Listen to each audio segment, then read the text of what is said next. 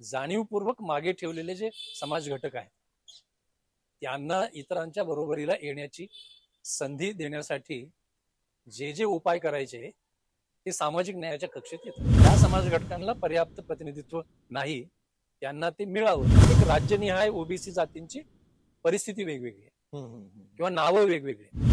मंडल आयोगाच्या शिफारसीची अंमलबजावणी करायचं ठरवलं विश्वनाथ प्रताप सिंग सरकारने. त्यावेळेला खूप मोठ्या प्रमाणावरती त्याला विरोध झाला, पण दुर्दैवानं आपल्याकडे झालं की सामाजिक न्याय म्हणजे 10 वर्षानंतर फेरविचार व्हावा. या शिक्षण क्षेत्रातलं आरक्षण आणि नोकऱ्यांच्या क्षेत्रातलं आरक्षण याला कुठलीही कालमर्यादा भारताच्या संविधानामध्ये नाही. ओबीसी कॅटेगरीमध्ये कोण कोण येऊ शकतो म्हणजे शेतीतल्या वर्करच्या आधारे औद्योगिकरणाची पायाभरणी करणं आणि होकल क्लासला स्वस्तात शेतमाल खायला मिळणं. मग व्यक्तीचे प्रश्न सोडवण्यासाठी काय? तर व्यक्तीचे प्रश्न सोडवण्यासाठी 41 कलम. जो जो जन्माला आलाय प्रत्येकाला चांगलं शिक्षण मिळालं पाहिजे, चांगला रोजगार मिळाला. आरक्षणानं एससी एसटी ओबीसीच्या मधल्याही सर्व तरुणांचे तरुणींचे प्रश्न सुटत नाहीयेत. शिक्षणाचा अधिकार, रोजगाराचा अधिकार आणि जगण्याची साधनं, सत्ता आणि जगण्याची साधनं याचं मुठभरांच्या हातात केंद्रीकरण होणार नाही. आरक्षणावरून भांडण लावून द्यायची आणि इकडं आरक्षणाच्या जागाच कमी कमी करत जायचं.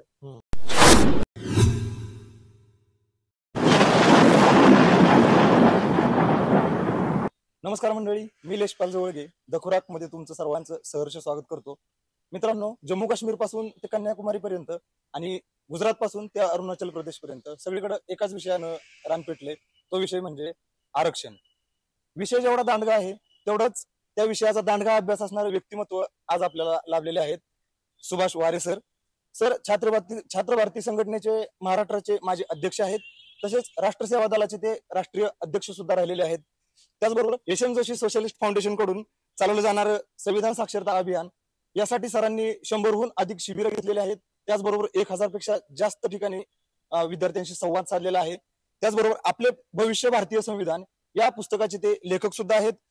भीमाशंकर आदिवासी लोकांसाठी असू द्या किंवा किल्लारीमध्ये झालेल्या भूकंपग्रस्तांसाठी असू द्या, सरांनी त्या लोकांमध्ये राहून त्या लोकांच्या पुनर्वसनासाठी त्यांना मदत केलेली आहे. त्याचबरोबर सामाजिक कार्यकर्त्यांना एक पाठीवरची थाप म्हणून आर्थिक शिष्यवृत्ती असो किंवा त्यांना प्रशिक्षण असो त्यासाठी स्थापन करण्यात आलेलं सामाजिक कृतज्ञता निधीचे ते विद्यमान कार्याध्यक्ष आहेत. नमस्कार सर, द खुराक मध्ये तुमचं सहर्ष स्वागत. सर, आरक्षणाचा जन्मच कसा झाला, काय विषय आहे तो? आरक्षण हा जो विषय आहे ना, हा सामाजिक न्याय या एका व्यापक तत्वाचा एक भाग आहे. समाजामधली जी विषमता असते, म्हणजे अमेरिकेसारख्या देशात ती गोरे लोक आणि निग्रो लोक अशा पद्धतीने आहे, त्याला ब्लॅक असंच आता संबोधलं जातं. भारतासारख्या देशामध्ये ती जाती व्यवस्थेच्या अनुषंगानं ती विषमता आहे. त्यामुळे समाजातले सगळे घटक जेव्हा एका समान पायावरती नसतात, समाजातले सगळे घटक जेव्हा एका पायरीवर नसतात, अशा वेळेला जाणीवपूर्वक मागे ठेवलेले जे समाज घटक आहेत त्यांना इतरांच्या बरोबरीला येण्याची संधी देण्यासाठी जे जे उपाय करायचे ते सामाजिक न्यायाच्या कक्षेत येतात. बरोबर. आणि त्या सामाजिक न्यायाचा एक भाग हा आरक्षण. बरोबर. त्याची चर्चा भारताचं संविधान बनण्याच्या आधीपासून भारतीय समाजात आहे. परंतु आपण संविधानापासूनच विचार करूया की भारताच्या संविधानाची संपूर्ण संविधान सभेत चर्चा होत असताना जाती व्यवस्थेनं ज्यांना जाणीवपूर्वक मागं ठेवलं, जगण्याची साधनं उपलब्ध नसल्यामुळे, त्यावेळेला शेती हेच जगण्याचं साधन होतं. बरोबर. मुळे अधिकार नसल्यामुळे आणि सगळ्यात महत्वाचं श्रमाला किंमत आणि प्रतिष्ठा नसल्यामुळे जाती व्यवस्थेच्या भेदभाव मुळे जी समाज घटक मागे राहिले त्यांना इतरांच्या बरोबरीला येण्याची संधी मिळावी म्हणून भारतीय संविधानामध्ये आरक्षणाची तरतूद आलेली आपल्याला दिसते. संविधानामध्ये ज्यावेळेस घटनेमध्येच आपण आरक्षण घेतलं त्यावेळेसचे डिबेट्स काय होते, त्याला विरोध सुद्धा झाला होता असं ऐकलं जातं. म्हणजे विरोध होणं अपेक्षित होतं, परंतु तरी जी काही तरतूद झाली शेवटी ती सहमतीनं झालेली आहे संविधानामध्ये. पण मी तुम्हाला एवढं सांगेल की स्वातंत्र्य चळवळीत भाग घेतलेलेच अनेक लोक संविधान सभेत असल्यामुळं ते विरोध जो होता तो आज ज्या पद्धतीचा एक अतिशय जातीवादी विरोध आहे तसा तो नव्हता. त्याच्यामुळे शेवटी संविधानात जे 15वं कलम आलं, जे शैक्षणिक आरक्षणाच्या संदर्भातली अधिकार सरकारला देतं, आणि जे 16वं कलम आलं, जे शासकीय नोकऱ्यांच्या मध्ये ज्या समाज घटकांना पर्याप्त प्रतिनिधित्व नाही. आता हा पर्याप्त प्रतिनिधित्व हा शब्द फार महत्वाचा आहे, की ज्या समाज घटकांना पर्याप्त प्रतिनिधित्व नाही त्यांना ते मिळावं म्हणून सरकारला अधिकार दिलेला आहे की अशा समाज घटकांच्यासाठी राखीव जागा ठेवण्याची तरतूद आहे. बरोबर. पण आता याच्यात एक आपण लक्षात घेऊया की ज्याला आज आपण शेड्यूल कास्ट आणि शेड्यूल ट्राईब्स म्हणतो, तर हे समाज घटकांना 47च्या आधी पण जो 1935चा ब्रिटिश इंडिया ऍक्ट आहे त्या ऍक्ट नुसार त्यावेळेला अल्पसंख्य असं म्हटलं जायचं. तर अल्पसंख्य समाजाला या पद्धतीच्या सोयी सुविधा होत्या. परंतु पुढे संविधान मंजूर होताना शेड्यूल कास्ट म्हणजे कोणकोणत्या जाती आणि शेड्यूल ट्राईब्स म्हणजे कोणकोणत्या जमाती हे संविधानातच एका वेगळ्या शेड्यूल मध्ये नोंदवल्यामुळे त्यांना शेड्यूल कास्ट, शेड्यूल ट्राईब्स असे शब्दप्रयोग आले. त्याच्यामुळे राहता राहिले आज ज्याला आपण ओबीसी म्हणतो, शेड्यूल ट्राईब्स आणि शेड्यूल कास्टच्या बाबतीत प्रश्न नव्हता. हे संविधानातच एका वेगळ्या शेड्यूल मध्ये त्या जातीची, जमातींची नोंद होती. मात्र ओबीसीच्या संदर्भामध्ये ओबीसी जाती ह्या खूप प्रचंड संख्येने अधिक आहेत आणि प्रत्येक राज्यनिहाय ओबीसी जातींची परिस्थिती वेगवेगळी आहे किंवा नावं वेगवेगळी आहेत. त्याच्यामुळे ओबीसीच्या संदर्भातला तपशीलवार निर्णय घेणं संविधान सभेला शक्य नव्हतं. म्हणून संविधान सभेत 2 प्रकारच्या तरतुदी संविधानात आल्या की एक तर 16व्या कलमानं असा शब्द वापरला की ज्या समाज घटकांना पर्याप्त प्रतिनिधित्व नाही ते मिळावं म्हणून सरकार काही जागा आरक्षित ठेवू शकतं नोकऱ्यांमध्ये. आणि दुसरं आलं नंतर ज्याला आपण ओबीसीसाठीचं कलम म्हणतो त्याच्यामध्ये की ओबीसी इतर मागासवर्गीय जमात जाती त्यांच्या मागासलेपणाचा शोध घेणं आणि त्यांचं मागासलेपण संपवण्यासाठी उपाययोजना सुचवणं याच्यासाठी आयोग नेमता येईल. आणि नंतरच्या काळात जे काका कालेलकर आयोग, नंतर मंडल आयोग, हे सगळे त्या तरतुदी मिळाले. बरोबर. म्हणजे शेड्यूल कास्ट, शेड्यूल ट्राईब्स हे घटनेतच उल्लेख आहे, ते घटनात्मक आरक्षण आहे. ओबीसीच्या संदर्भामध्ये काम पुढच्या सरकारवरती सोडलं होतं. बरोबर. शोध घेणं, मागासलेपण तपासणं, त्याच्या उपाययोजना करणं. पुढचा प्रश्न आपण तिथंच येणार होतो. इंदिरा गांधींचं आणीबाणीनंतरचं सरकार गेलं, मोरारजी देसाईंचं सरकार आलं आणि त्यांनी त्यांच्या इलेक्शनच्या अजेंड्यामध्ये ठेवलं होतं की आम्ही ओबीसीसाठीची तरतूद करू, शिफारशी करू, म्हणून त्यांनी मंडल आयोगाची नेमणूक सुद्धा केली. त्यांनी शिफारशी केल्या. पुन्हा इंदिरा गांधींचं सरकार आलं, त्यांनी त्या शिफारशी राखून ठेवल्या. परंतु 90ला जेव्हा व्हीपी सिंगांचं सरकार आलं त्यावेळेस त्यांनी मात्र परत मंडल आयोगाच्या शिफारशी लागू केल्या. त्यावेळेसची परिस्थिती काय होती? ओबीसी आरक्षणाला तेव्हा विरोध सुद्धा झाला होता. असं आहे की हे खरं आहे की जनता सरकारनं त्या मंडल आयोगाची नियुक्ती केली, परंतु जनता सरकार फार काळ टिकलं नाही. आणि त्याच्यामुळे मंडल कमिशनचे जे रिपोर्ट्स आहेत त्याच्या शिफारसी या बराच काळ धूळ खात पडल्या. आणि मग व्हीपी सिंग यांच्या नेतृत्वाखाली जे जनता दलाचं सरकार आलं, या जनता दलाच्या सरकारने मंडल आयोगाच्या शिफारसीची अंमलबजावणी करायचं ठरवलं. याच्यातला एक थोडा ऐतिहासिक आपल्याला समजून घेण्याची गरज आहे की भारतीय समाजामध्ये 70, 75, 80 सालापर्यंत आरक्षणाला विरोध करणाऱ्या फार चळवळी झालेल्या दिसत नाही. बरोबर. याचं कारण असं आहे की 47 साली शिक्षणाचा प्रसार नव्हता आणि तो तळातल्या जाती समूहांच्या मध्ये तर अजिबातच नव्हता. त्याच्यामुळं स्वातंत्र्याच्या नंतर शिक्षणाचं सार्वत्रिकरण होऊन पहिली पिढी उच्च शिक्षित होऊन राखीव जागांची मागणी करायला येणं याला 20-30 वर्ष गेले. बरोबर. त्याच्यामुळे जरी आरक्षणाचं सूत्र होतं तरी प्रत्यक्ष आरक्षणाचा फायदा घेण्यासाठीची पिढी नव्हती. त्यामुळे आरक्षणाला फार विरोध झालेला आपल्याला दिसत नाही. परंतु 80च्या नंतर मात्र त्याला विरोध सुरू झालेला आपल्याला दिसतो. पण मंडल आयोगाच्या शिफारसीची अंमलबजावणी करायचं ठरवलं विश्वनाथ प्रताप सिंग सरकारने. त्यावेळेला खूप मोठ्या प्रमाणावरती त्याला विरोध झाला. त्याची ही पार्श्वभूमी पण आहे. आता याला दुसरी पार्श्वभूमी अशी आहे की एक तुम्ही ऐकलं असलं अनेक वेळेला की मंडल विरुद्ध कमंडलवाद. हो हो. म्हणजे मग भारतीय जनता पक्षाने त्यावेळेला या मंडल आयोगाच्या शिफारसींचा विरोध करण्यासाठी एक प्रकारे रामरथ यात्रेची नंतर किंवा राम मंदिर आंदोलन जे आहे, राम राहिलं. जन्मभूमी आंदोलन, हे सगळं सुरू केलं आणि त्याच्यात विश्वनाथ प्रताप सिंगाचं सरकार सुद्धा पडलं. फक्त मी या ठिकाणी एक सांगू इच्छितो की त्या काळात मंडल आयोगाच्या निमित्तानं खूप घुसळण झाली, बाजूनं विरोधात, आणि मग ओबीसी आरक्षणाचं सूत्र स्वीकारलं गेलं. परंतु मंडल आयोगामध्ये आरक्षणाच्या शिवाय इतर अनेक तरतुदी होत्या, जगण्याची साधनं उपलब्ध करून देण्यापासून. पण दुर्दैवानं आपल्याकडे झालं की सामाजिक न्याय म्हणजे आरक्षण. येस, तोच कन्सेप्ट आता समजला जातो. हा, आरक्षण एकमेव असं. आणि मंडल आयोगाचं तेच झालं की ती लढाई सुद्धा आरक्षणापुरती राहिली.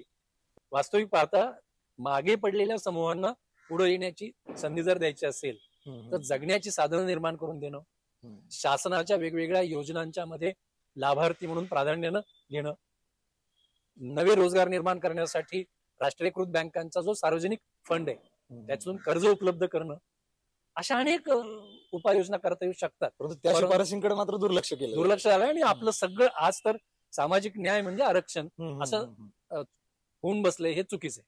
म्हणजे आरक्षण म्हणजे दारिद्र्य निर्मूलनाची चळवळ आहे की काय, असं आता असं झालेली परिस्थिती. आंबेडकर असे म्हणाले होते, असं म्हणतात की 10 वर्षानंतर हे आरक्षण काढलं गेलं पाहिजे. खरं आहे का ते? काय विषय आहे तो? या बाबतीत फार मोठा गैरसमज पसरवला जातो आणि ते माहिती कमी असल्यामुळं तो बेमालूमपणे पसरवला जातो. आरक्षण 3 प्रकारचं असतं. एक शिक्षण क्षेत्रातलं आरक्षण, दुसरं नोकऱ्यांच्या मधलं आरक्षण, आणि तिसरं राजकारणामधलं आरक्षण. तर बाबासाहेब जे 10 वर्षाची मर्यादा असावी असं म्हणले होते, ते खरंच बाबासाहेब तसं म्हणले होते का? बाबासाहेबांची काय इच्छा होती याच्याही तपशिलात जाण्याची गरज आहे. पण संविधानात 10 वर्षानंतर या आरक्षणाचा फेरविचार व्हावा अशी जी तरतूद आहे ती फक्त राजकीय आरक्षणासाठी. बरोबर. म्हणजे लोकसभा विधानसभामध्ये जे राखीव मतदारसंघ असतात 330, 31, 32, 33, 34 कलम, तर त्या आरक्षणाच्या संदर्भामध्ये 10 वर्षानंतर फेरविचार व्हावा. या शिक्षण क्षेत्रातलं आरक्षण आणि नोकऱ्यांच्या क्षेत्रातलं आरक्षण याला कुठलीही कालमर्यादा भारताच्या संविधानामध्ये नाही. आणि त्याचं पुढचंही सांगतो की त्याचं कालमर्यादा नाहीये, पण त्याचं एक सूत्र आहे. सूत्र काय आहे? म्हणून मी मगाशी तुम्हाला म्हणलं होतं की संविधानाच्या 16व्या कलमात जो एक शब्द आहे, पर्याप्त प्रतिनिधित्व. बरोबर. ज्या समाज घटकांना पर्याप्त प्रतिनिधित्व नाही त्यांना ते मिळावं म्हणून जागा आरक्षित ठेवता येतील. बरोबर आहे. मग आता हे किती दिवस ठेवता येईल? तर त्या समाज घटकाला जोपर्यंत पर्याप्त प्रतिनिधित्व मिळत नाही तोपर्यंत. क्लिअर आहे. तोपर्यंत एकदा ते मिळालं तर त्याचा फेरविचार होऊ शकतो. त्याला तशी कालमर्यादा 10 वर्षाची कालमर्यादा ही फक्त राजकीय आरक्षणासाठी. 1947 ला जेव्हा घटनेत आरक्षण दिलं तेव्हाची परिस्थिती वेगळी होती. परंतु आता ज्या स्वरूपात आरक्षणाची मागणी होते ही वेगळ्या स्वरूपाची आहे, असं नाही का वाटत?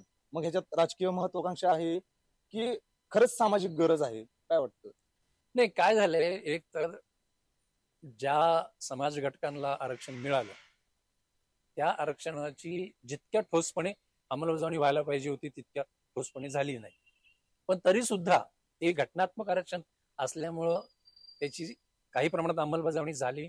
त्याच्यामुळे शेड्यूल कास्ट आणि शेड्यूल ट्राईब्स असे जे समाज घटक आपण म्हणतो त्या समाज घटकांच्या मध्ये निश्चितपणे मोठ्या प्रमाणावरती परिवर्तन आलं. जितकं यायला पाहिजे होतं तितकं आलं नाही, परंतु आलं आणि आरक्षणाचा उपयोग होतो हे सिद्ध झालं. दरम्यानच्या काळात ओबीसी आरक्षणाच्या बाबतीत ओबीसी जाती म्हणजे इतर मागासवर्गीय जाती हे शोधणं, त्यांचं मागासले पण नक्की करणं आणि त्याच्या उपाययोजना करणं या बाबतीत पुढे ढकलत गेल्या. काका कालेलकर आयोग, मंडल आयोग, अशा सगळ्या. आणि मग आता नंतरच्या टप्प्यावरती तुम्ही जो उल्लेख करतायत की आजची परिस्थिती, तर इतर मागासवर्गीय या समाज घटकात ओबीसी कॅटेगरीमध्ये कोण कोण येऊ शकतं आणि ते कोण कोण येऊ शकतं हे डिफाईन कसं करायचं याची एक शास्त्रीय पद्धत आता सुप्रीम कोर्टानं घालून दिली. आजची जी आंदोलनं आहेत ही बहुतांशी ही ओबीसी कॅटेगरीत कोणाचा प्रवेश होणार हम्म, हम्म, आणि कोणाचा होणार नाही याच्याशी संबंधित आहे. हो. दरम्यानच्या काळात संपूर्ण भारतभर शेतीवर अवलंबून असलेल्या ज्या मध्यम जाती आहेत, तर शेतीच्या बाबतीमध्ये राज्यकर्त्यांचं धोरण हे सतत उपेक्षेचं राहील. हम्म. म्हणजे शेतीमधून जी वर्कर जमा होईल हम्म, हम्म, ती वर्कर त्याच्या आधारे इथली कारखानदारी विकसित करायची, म्हणजे औद्योगिकरण विकसित करायचं. हम्म, आणि त्याचबरोबर इथला जो बोलका वर्ग आहे त्याला होकल क्लास म्हणतो आपण, हम्म, की जो कांद्याचे भाव वाढले की लगेच हम्म, बोंबाबोंब करतो, हम्म, टोमॅटोचे भाव वाढले की बोंबाबोंब करतो, हा जो होकल क्लास आहे त्या होकल क्लासचं समाधान करण्यासाठी शेतमालाचे भाव वाढूच द्यायचे नाही, हम्म, हे एक सूत्र सरकारनं सतत पाळलं. म्हणजे शेतीतल्या वर्करच्या आधारे औद्योगिकरणाची पायाभरणी करणं आणि होकल क्लासला स्वस्तात शेतमाल खायला मिळणं, हम्म. याचा परिणाम शेतीवरती झाला. बरोबर. आणि मग असं लक्षात येईल आपल्या की स्वातंत्र्यानंतर साधारणतः 1960 वगैरे सालाच्या आसपास लोकसंख्या आत्ताच्या पेक्षा तिपटीहून कमी असताना सुद्धा हम्म, हम्म, अन्नधान्य पुरत नव्हतं, हो. अमेरिकेकडून मागवावं लागायचं. हम्म, हम्म. आज मात्र लोकसंख्या तिपटीहून अधिक वाढली, आपण पण स्वयंपूर्ण अन्नधान्याच्या आहोत. बाबतीत आपण स्वयंपूर्ण आहोत. स्वयंपूर्ण आहोत. डाळी आणि तेलबियाची थोडी वेगळी गोष्ट आहे, अन्नधान्याच्या बाबतीत आहोत. म्हणजे आपलं शेतीतलं उत्पादन वाढलं, हम्म. पण शेतकऱ्याचं उत्पन्न नाही वाढलं. नाही वाटलं. म्हणजे आजच्या शेतीतला जो पेच प्रसंग आहे ना तो हाच आहे की शेतीतलं उत्पादन प्रचंड वाढलं, हम्म, हम्म. पण शेतकऱ्याचं उत्पन्न नाही वाढलं. आणि त्याच्यामुळे शेतकरी आत्महत्याच्या एका अतिशय क्रायसिस, म्हणजे अतिशय दुर्भाग्यपूर्ण अशा क्रायसिसला आपल्या देशाला सामोरं जावं लागलं. आणि त्याच्यामुळे शेतीवर अवलंबून असलेल्या ज्या मध्यम जाती आहेत हम्म, हम्म. त्यांच्यात अस्वस्थता निर्माण झाली. मग बरं पुढे 50 पासून आजपर्यंत पिढ्या बदलत गेल्या, शेतीचं विभाजन होत गेलं, भावाभावात वाटण्या होत गेल्या. पूर्वी ज्याच्याकडे बऱ्यापैकी शेती होती ते सगळे अल्पभूधारक झाले, त्यामुळे अल्पभूधारक झाले आणि पुन्हा शेतीतला हा पेच प्रसंग क्रायसिस. त्याच्यामुळे तुम्ही मला की गुजरातमध्ये पटेल समाज, हम्म, हम्म. तिकडे उत्तर भारतामध्ये जाट, महाराष्ट्रामध्ये मराठा समाज किंवा खाली रेड्डी समाज, या समाजामध्ये एक अस्वस्थता वाढली. आणि त्याच वेळेला त्यानं आरक्षणापासून होणारं परिवर्तन पण बघितलं. हो, हो. त्याच्यामुळे या समाजामध्ये आम्हालाही आरक्षण हवं अशी मागणी नंतरच्या काळात वाढली. मला स्वतःला असं वाटतं की शेतीतल्या हेच प्रसंगामुळे या मध्यम जातीतल्या तरुणांच्या समोर आज जे संकट आहे, शिकायला मिळत नाही, शिक्षण नाही म्हणून चांगला रोजगार मिळत नाही, याचं समाजातल्या नेतृत्व करणाऱ्या म्हणजे राजकीय आणि सामाजिक नेतृत्व करणाऱ्या लोकांनी लक्षात घेऊन त्या तरुणाई बरोबर संवाद करण्याची गरज आहे बरोबर. की तुमची अडचण काय आहे आणि त्याचं उत्तर कुठं आहे. पुढचा प्रश्न मी तोच विचारणार होतो की आरक्षण याच्या पाठीमाग बेरोजगारीचा असा मोठा प्रश्न असा लपलाय असं नाही का वाटत? निश्चित काय झालंय की आरक्षणाच्या निमित्तानं समाजामध्ये संघर्ष उभे करून सरकार आपल्या जबाबदारीपासून पळ काढतं. नाही, मी तुम्हाला थोडस जरा विस्तारानं सांगतो की आपल्या संविधानामध्ये 16वं कलम आहे, मी हो. बोललो मगाशी त्याबद्दल, पण आपल्या संविधानामध्ये 41वं कलम पण आहे मार्गदर्शक तत्व. मार्गदर्शक तत्वामध्ये. ओके, आता झाले काय की आरक्षणाच्या सगळ्या लढाया ह्या 16व्या कलमाच्या भोवती येऊन ठेपतात हम्म, हम्म. आणि त्याच्यामुळे अनेक समाजामध्ये आपापसात तणाव निर्माण होतात, संघर्ष निर्माण होतात. 16वं कलम काय सांगतं की ज्या समाज घटकांना पर्याप्त प्रतिनिधित्व मिळालेलं नाही हम्म, हम्म. त्यांना ते मिळावं म्हणून आरक्षित झालं. हम्म, हम्म. म्हणजे 16वं कलम व्यक्तींचे प्रश्न सोडवण्यासाठी नाहीये. हम्म, हम्म. म्हणजे एकेका समाज घटकामधल्या ते जे आपल्याकडे आपण अनेक वेळा आर्ग्युमेंट ऐकतो ना की मला 95% मार्क मिळाले, त्याला 85 मिळाले, त्याला संधी मिळाली, हम्म, हम्म. मला संधी मिळाली नाही, 95% मिळू नये, असं आर्ग्युमेंट करणाऱ्या तरुणाच्या किंवा तरुणीच्या वेदना मला कळत आहेत. मी त्या वेदनेशी सहमत आहे, परंतु त्यांनी आपलं दुखणं चुकीच्या ठिकाणी नाही मांडायला पाहिजे. हम्म, हम्म. 16वं कलम व्यक्तीचे प्रश्न सोडवण्यासाठी नाहीये. 16वं कलम समाज घटकाचे प्रश्न सोडवण्यासाठी. हम्म. कोणते समाज घटक? हे दुर्लक्षित आहे. आता मी पुन्हा सांगतो की हम्म. ज्या समाज घटकाला पर्याप्त प्रतिनिधित्व नाही प्रतिनिधित्व नाही. त्यांचे. हम्म, हम्म. मग व्यक्तीचे प्रश्न सोडवण्यासाठी काय? तर व्यक्तीचे प्रश्न सोडवण्यासाठी 41वं कलम. हम्म, हम्म.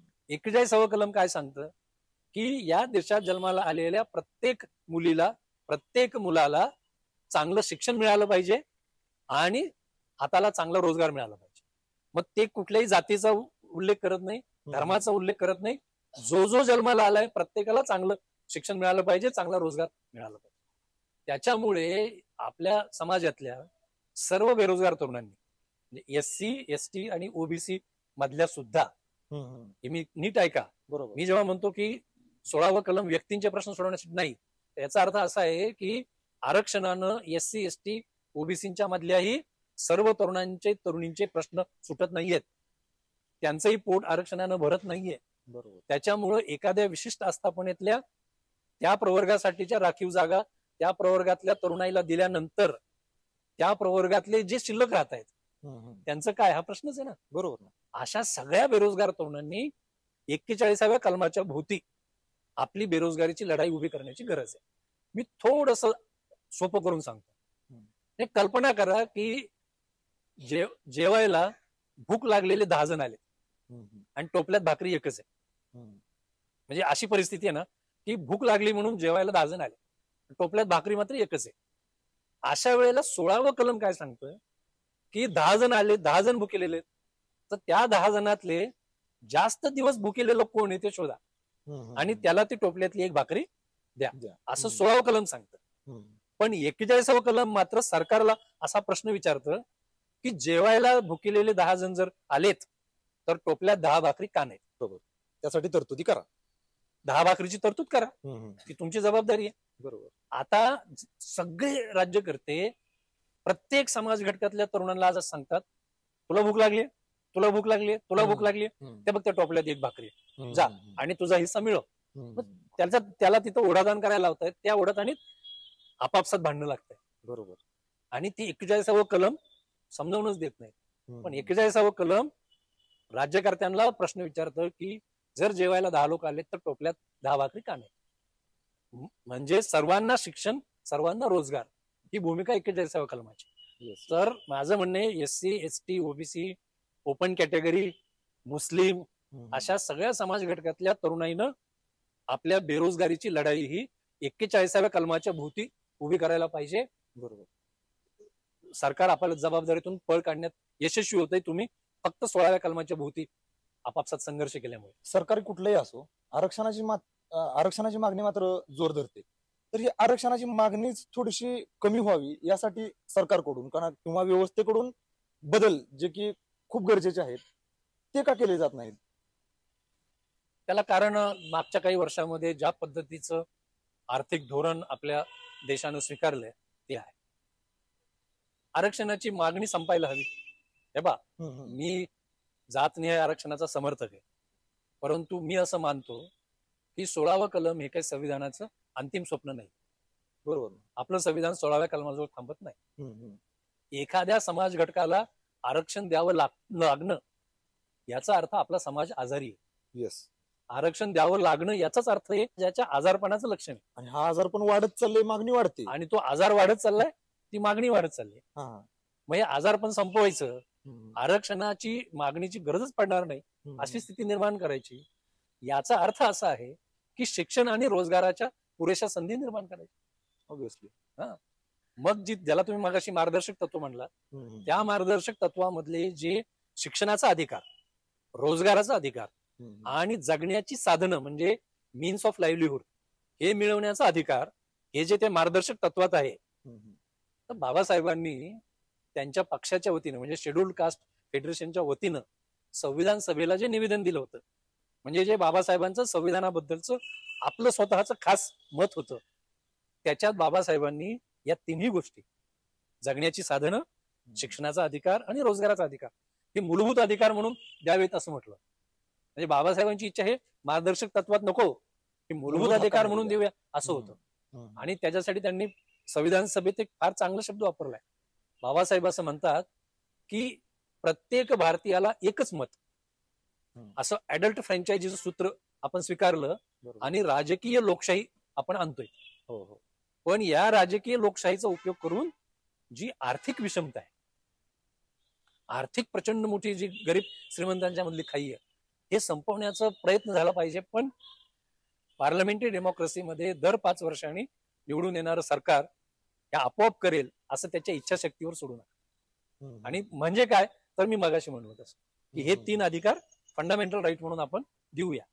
पण त्यावेळेला संविधान सभेतल्या अनेकांना असं वाटलं की नव्यानं अस्तित्वात येत असलेल्या सरकारवर, इंग्रजांनी लूट केलेल्या भारताची सूत्र हातात घेत असलेल्या सरकारवर, फाळणीच्या वेदना सहन करत असलेल्या सरकारवर ही जरा जबाबदारी जास्त पडेल, अंगावर येईल. त्यात आपला बहुतांश समाज हा कृषीप्रधान म्हणून मग ते मार्गदर्शक तत्वात आलं. पण मार्गदर्शक तत्वामध्ये 38वा कलम असेल, 39वा कलम असेल, अनेक 41, 43, 45 सगळे 46 त्या कलमांनी गरीब श्रीमंतांच्या मधली दरी कशी कमी होईल, त्यासाठी कुठलं आर्थिक धोरण असावं याचं दिशा दिग्दर्शन आहे. बरोबर. आज नेमकं त्याच्या उलट आर्थिक धोरण आज आहे. मी त्या फार तपशिलात आता इथं कमी वेळेत जाणं शक्य नाही, परंतु 39व्या कलमानं असं म्हटलंय की सत्ता आणि जगण्याची साधनं याचं मुठभरांच्या हातात केंद्रीकरण होणार नाही, असं आर्थिक धोरण पाहिजे. पण तुम्ही जर मागच्या काही वर्षात बघितलं तर संपत्ती आणि जगण्याची साधनं याचं मुठभरांच्या हातात केंद्रीकरण होत चाललंय. त्यामुळे त्या आर्थिक धोरणाचाच फेरविचार करण्याची गरज आहे. त्या आर्थिक धोरणाचा फेरविचार करून सरकारी क्षेत्रातल्या शिक्षणाच्या संधी वाढवणं, सरकारी क्षेत्रातल्या आरोग्य सुविधा वाढवणं, त्यानंतर सरकारी क्षेत्रातल्या रोजगाराच्या संधी वाढवणं, हे जितकं अधिकाधिक आपण करत जाऊ तितकं आरक्षणाची मागणी कमी होईल आणि हा आजार सुद्धा समाज व्यवस्थेचा आजार हा कमी होईल. दुर्दैवानं आज मात्र आरक्षणाची मागणी करणाऱ्या अनेक आंदोलकांचं एका गोष्टीकडे साफ दुर्लक्ष आहे की सरकार तुम्हाला आंदोलनाच्या नावानं, आरक्षणाच्या आंदोलनाच्या नावानं एकमेकांमध्ये झुंजवते आणि दुसरीकडे सरकारच्या कार्यकक्षेतल्या अनेक नोकऱ्यांचं खासगीकरण करते. बरोबर. रेल्वेच्या अनेक सेवांचं अंशतः खासगीकरण झाले, एअर इंडिया विकली, अनेक नवरत्न कंपन्या आणि त्याच्यानंतरच्या फायद्यातल्या कंपन्या त्याच्यातले शेअर्स विकतायत, राष्ट्रीयकृत बँकातले शेअर्स खाजगी क्षेत्राला दिले जात आहेत. आज तुम्ही कुठल्याही सरकारी कार्यालयात जा, त्या सरकारी कार्यालयामध्ये प्रत्यक्ष काम करणारी जी तरुणाई आहे ती सगळी कंत्राटी पद्धतीने नेमलेली आहे, ज्याच्यात आरक्षण नाहीये आणि त्यांना पुरेसा पगार पण नाहीये.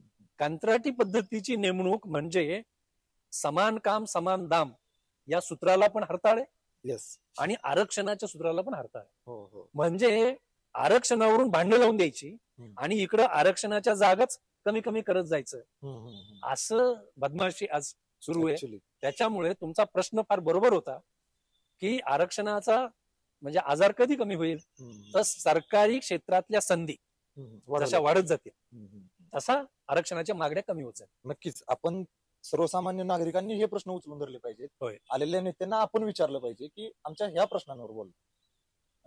पुढं आता जो पूर्ण मराठा आरक्षण हा मुद्दा खूप पेट घेतलेला आहे या मुद्द्यानं, तर हे मराठा आरक्षण कसं दिलं जाऊ शकतं किंवा याच्या मर्यादा काय आहेत त्याच्याबद्दल जरा.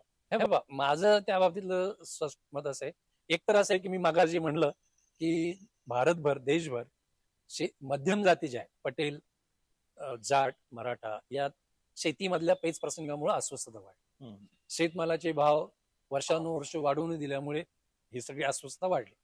बाजूला आरक्षणाचं होणारं परिवर्तन दिसत असल्यामुळे या समाजामध्ये आरक्षणाच्या मागण्या समोर आल्या.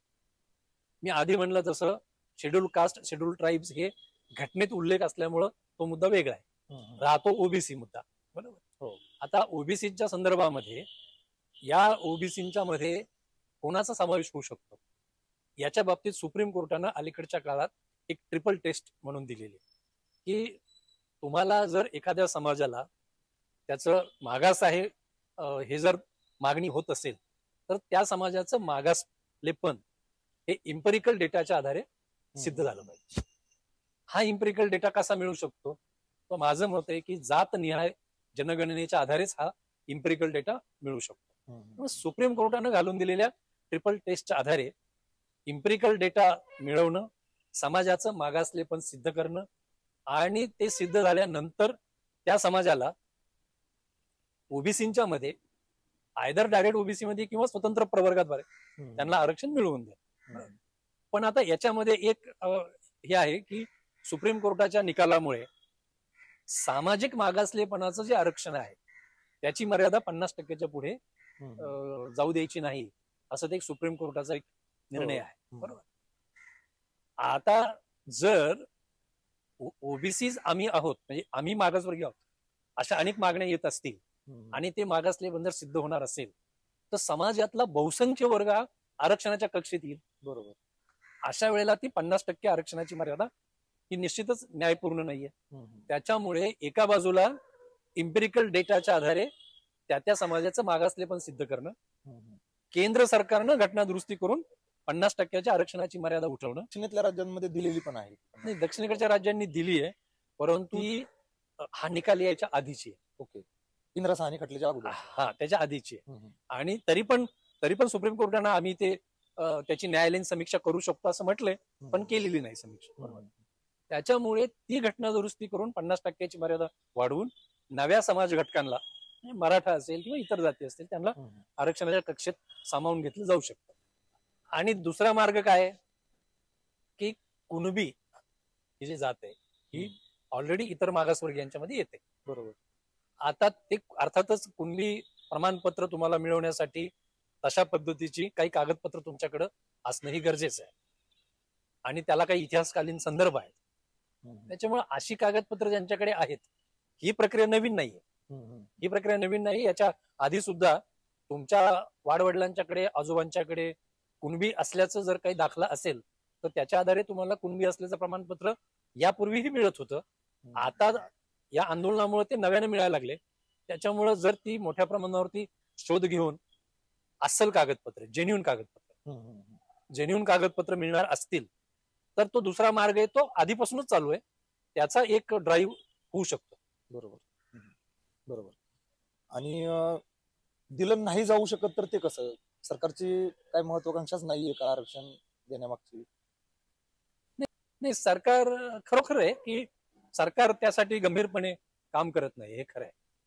म्हणजे सर्वोच्च न्यायालयानं एकदा ही ट्रिपल टेस्ट एकदा दिल्यानंतर तो इम्पेरिकल डेटा गोळा करण्यासाठी जे युद्ध पातळीवर प्रयत्न व्हायला हवे होते, ते प्रयत्न झालेले नाही. आता पुन्हा मागासवर्ग आयोगाला पुन्हा म्हणजे मागासवर्ग आयोगाला हे काम दिलेलं आहे. म्हणजे याच्या आधीचे जे 2 आयोग होते, खरं त्याला आयोग म्हणता येत नाही, म्हणजे एक राणे कमिटी नेमली होती पृथ्वीराज चव्हाण सरकारनं. त्या कमिटीचा एक अहवाल घेऊन आरक्षण दिलं, ते सुप्रीम कोर्टात टिकलं नाही. नंतर मग मला वाटतं गायकवाड आयोगानं काही एक आकडेवारी गोळा केली आणि ते दिलं. त्यालाही सुप्रीम कोर्टाने सांगितलं की हा इम्पेरिकल डेटा पुरेसा नाहीये, हे मागासले पण सिद्ध होत नाहीये. त्याच्यामुळे एक व्यापक इम्पेरिकल डेटा मिळवणं.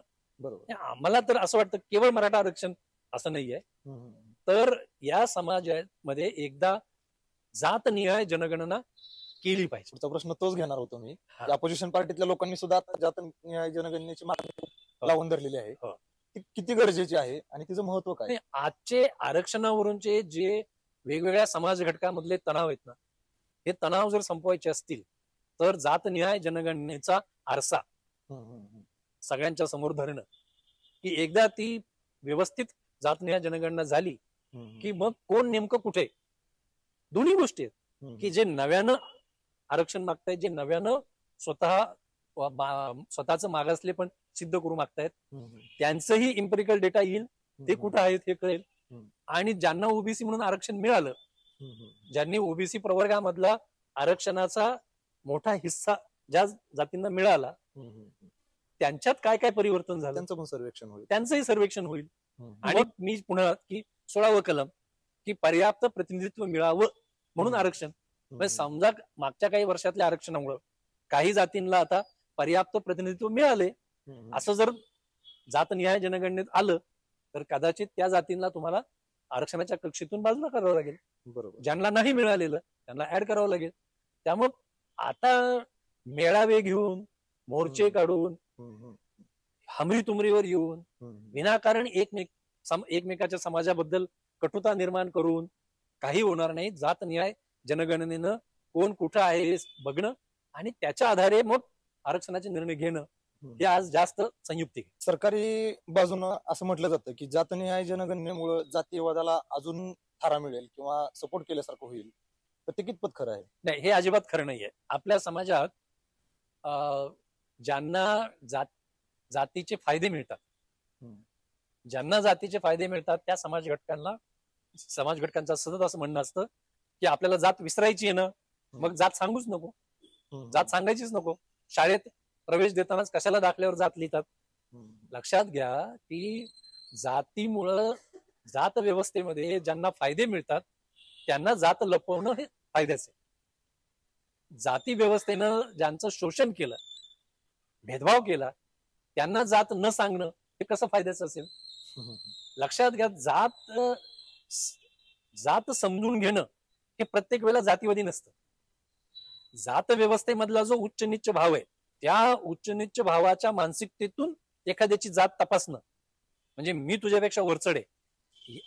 तर जाती व्यवस्थेतली जी उच्च निश्चितेची भावना आहे त्या भावनेतनं एखाद्याची जात तपासणं हा जातीवाद आहे.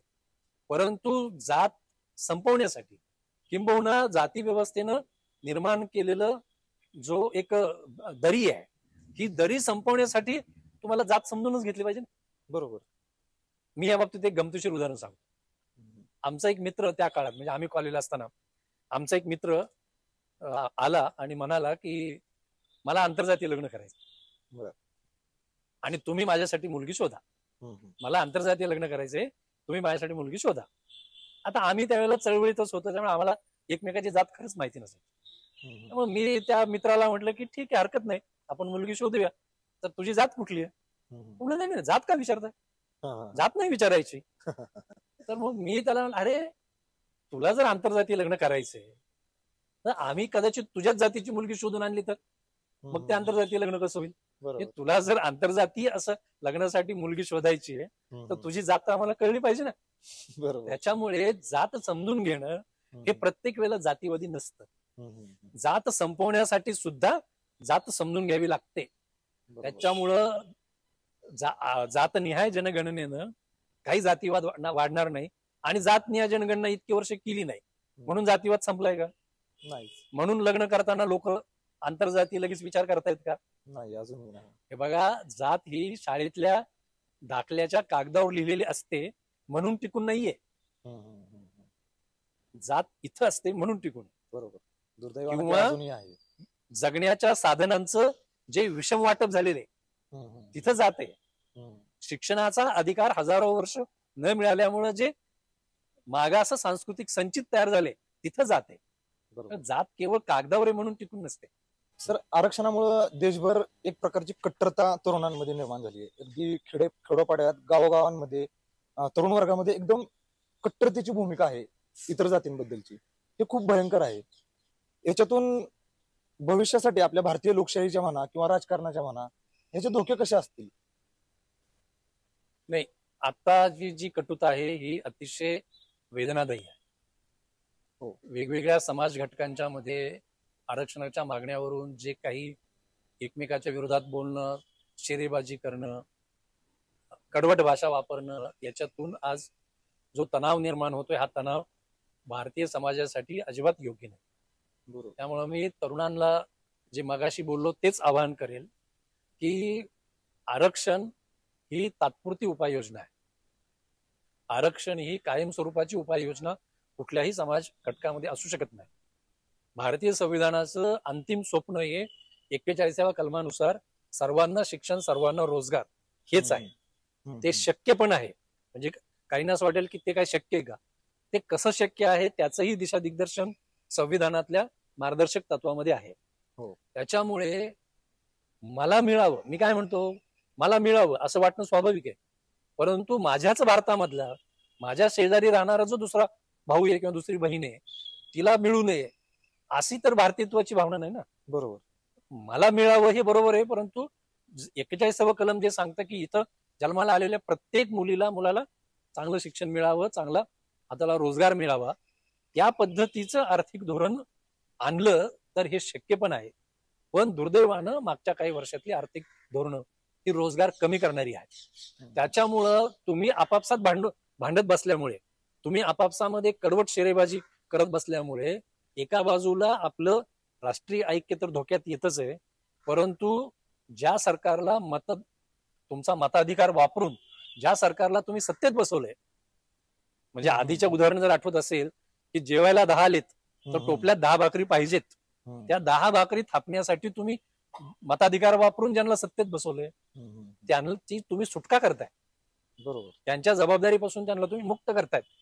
त्याच्यामुळे सर्व बेरोजगार, सर्व समाज घटकातल्या बेरोजगारांनी एकत्र येऊन ही लढाई लढली पाहिजे. आणि मला शेवटी याच्यात आणखी एक मुद्दा सांगायचा की मागच्या काही वर्षामध्ये प्रचंड मोठं भांडवल गुंतवणूक करून येणारे उद्योग, उच्च तंत्रज्ञान वापरून येणारे उद्योग आणि त्याला अर्थसंकल्पामधून सवलती, त्याला सरकारच्या इतर अनेक सोयी सुविधा, असेच अनेक उद्योग वाढत असल्यामुळे आणि दुसऱ्या बाजूला छोटे उद्योग, मध्यम उद्योग आणि शेती याच्याकडे प्रचंड दुर्लक्ष झाल्यामुळे हा बेरोजगारीचा राक्षस निर्माण झाला. कंत्राटीकरणामुळे बेरोजगारीचा राक्षस निर्माण झालाय. बरोबर, शेतीकडे दुर्लक्ष, छोट्या आणि मध्यम उद्योगांच्याकडे दुर्लक्ष आणि कंत्राटीकरण हे बेरोजगारीच्या प्रश्नाची स्थूलमानानं खरे कल्प्रिट आहेत, खरे राक्षस आहेत. बरोबर, आपल्याला त्याच्या विरोधात लढलंच पाहिजे. पण पुढच्या काळामध्ये कृत्रिम बुद्धिमत्ता, जे आर्टिफिशियल इंटेलिजन्स, AI हे जे युग घातलंय त्याच्यातून जगातले अनेक हितसंबंधांचे ताणेबाणे बदलणार. भयंकर आहे. AI म्हणजे आर्टिफिशियल इंटेलिजन्सचा एक अँगल गुन्हेगारी आहे. डीप फेक व्हिडिओज, त्याच्यातून बदनामी, गुन्हेगारी, सायबर क्राईम, हे सगळा गुन्हेगारी अप्रोच AIचा एक अँगल आहे. परंतु सर्रास म्हणजे ज्या क्षेत्रामध्ये डोकं वापरावं लागत नाही, ज्या क्षेत्रामध्ये सांगकाम्यासारखं काम करावं लागतं, एकाच पद्धतीचं काम दिवसभर करावं लागतं, अशा एकेका अशा क्षेत्रात AIचा वापर होणार आणि त्या क्षेत्रातल्या रोजगार जो आहे त्या रोजगारासाठी ह्युमन बिईंग, माणसांची गरज लागणार नाही.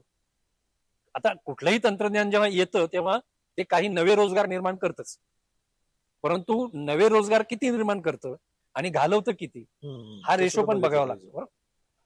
पण ही जी सगळी तरुणाई आहे त्या तरुणाईला माझी कळकळीची विनंती आहे की AI मुळे पुढचं जग सगळं बदलणार आहे. AI मुळे पुढच्या जगामध्ये सांगकाम्यांना कामं मिळणार नाही. म्हणजे तुम्ही काहीच डोक्याचा वापर न करता, कल्पकता न वापरता, जरा वेगळ्या पद्धतीनं करून बघूया असा विचार न करता, क्रिएटिव्हिटी न वापरता जर तुमचं काम करत असाल तर ही कामं काही करायला इथून पुढच्या काळात माणसांची गरज राहणार. बरोबर, त्याच्यामुळे हे जे AI आहे हे कायदा करून कुणी थांबवू शकेल अशी पण स्थिती आज दिसत नाही.